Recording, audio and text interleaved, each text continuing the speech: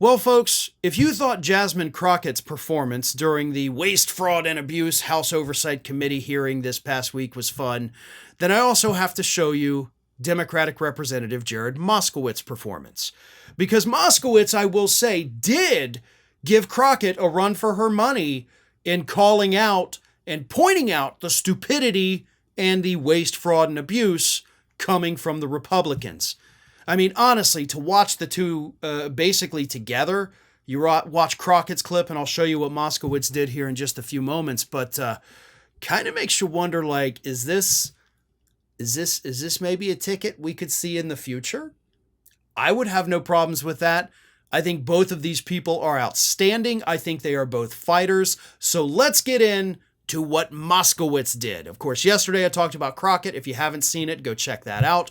But today it's Moskowitz. So Moskowitz, of course, just like Crockett, they're at this Oversight Committee hearing, waste, fraud, and abuse, called by James Comer, because God forbid he actually go work on the budget so we avert a government shutdown.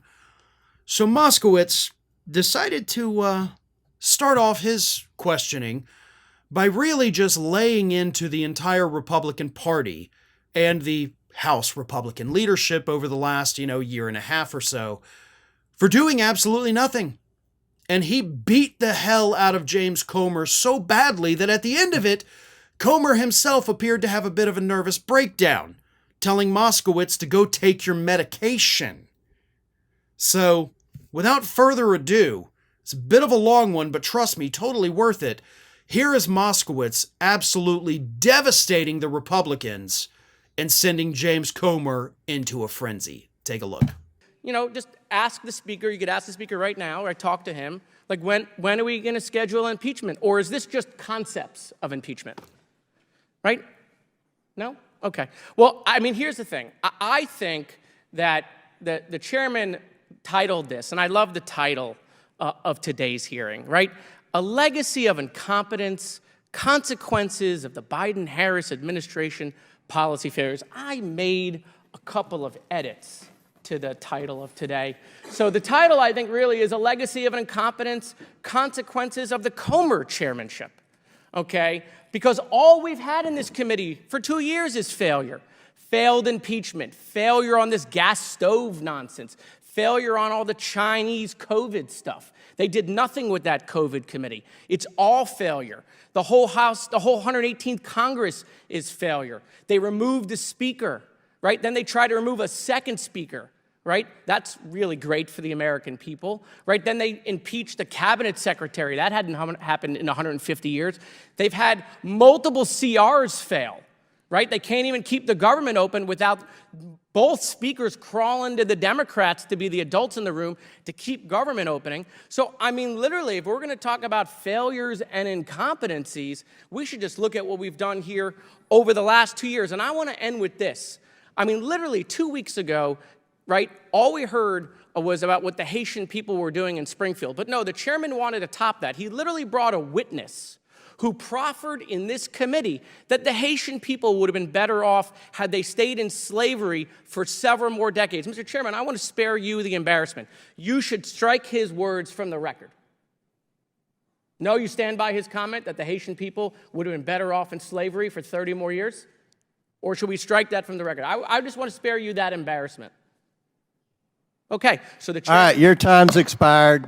Before I recognize Mr. Timmons, I would love to be a fly on the wall when you find out that Joe Biden dropped out of the presidential election and his son pled guilty for corruption. Why didn't you impeach him? Wait, why didn't you impeach him, Mr. Chairman? Where's the impeachment vote? Thank you, Mr. Chairman. Mr. Speaker, when's the impeachment vote? Thank you, Mr. Chairman. I mean, we have a 300-page book report, tens of millions of dollars. Chair recognizes Mr. Timmons from South Carolina. Fake impeachment. Mr. Chairman, I'll begin by pointing out that Hunter Biden is going to be sentenced on December 16th. Hunter Biden's not the and president. I bet you money he's going to... Timmons, you need to take your medication and leave. Chair recognizes Mr. Timmons. Mr. Chairman, you're several decades older than me. We know who's taking more medication. So Comer thought, right? Comer thought like, oh, I got him. Take your medication and leave. And Moskowitz comes back with the body slam like, sir, you're decades older than me.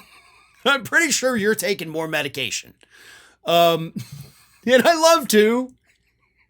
You look over and you see Timmons, the Republican, and he's like giggling at what Comer is saying, like, he's having so much fun. You get that, Democrat boss. But none of it worked. And of course, Comer, with his weird statement of like, oh, I'd love to be a fly on the wall when you find out Joe Biden dropped out of the race. And Moskowitz is like, yeah, like, what does that have to do with anything? And then he's like, Hunter Biden pleaded guilty. Hunter Biden's not running for president. He's not running for any office. But you idiots still seem to think that Hunter Biden is apparently the most important person in this country. I mean, hell, at this point, Hunter Biden's dad isn't even running for office, okay? So, yeah, no real interest in Hunter Biden at all.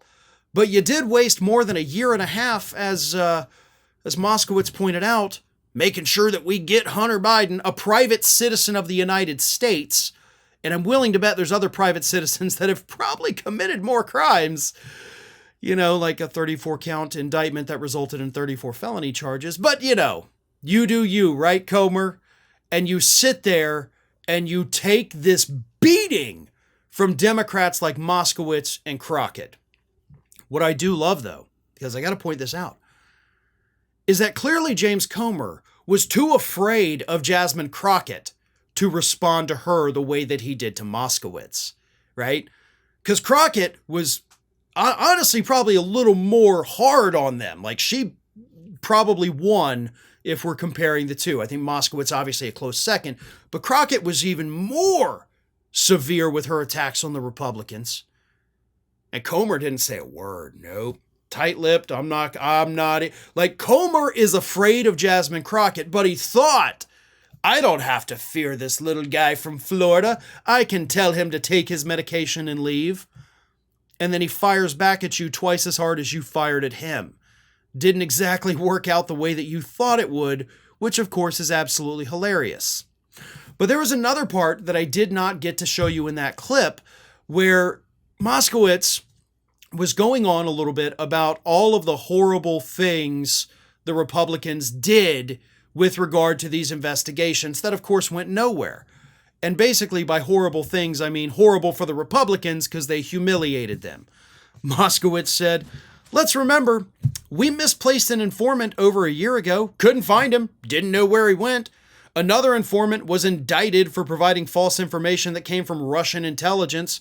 We used a second informant who turned out to be an indicted Chinese foreign agent. And to top it off, the chairman, Comer, was like, who could we find to make it even better? Maybe we can get someone to testify from prison, which actually we did here. So Moskowitz is like, y'all were calling everybody under the sun, and all the people you wanted turned out to be criminals working for other countries.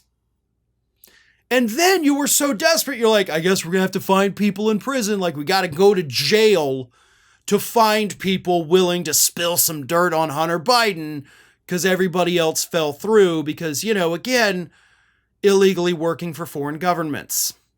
And that's what the Republicans gave us. So Moskowitz did a fantastic job of pointing out waste, fraud, and abuse in the government, which is what the hearing was supposed to be about. But it wasn't coming from the Biden administration. It wasn't coming from Vice President Harris's office. No, the waste, fraud, and abuse is coming from inside the House. Quite literally coming from inside the House at this point. And, of course, all of it, as usual, coming from Republicans like James Comer. Hi, everyone. This here is little Athena. And Athena would like to know why you haven't subscribed to Fair and Balanced yet. So please, don't let Athena down. Subscribe today.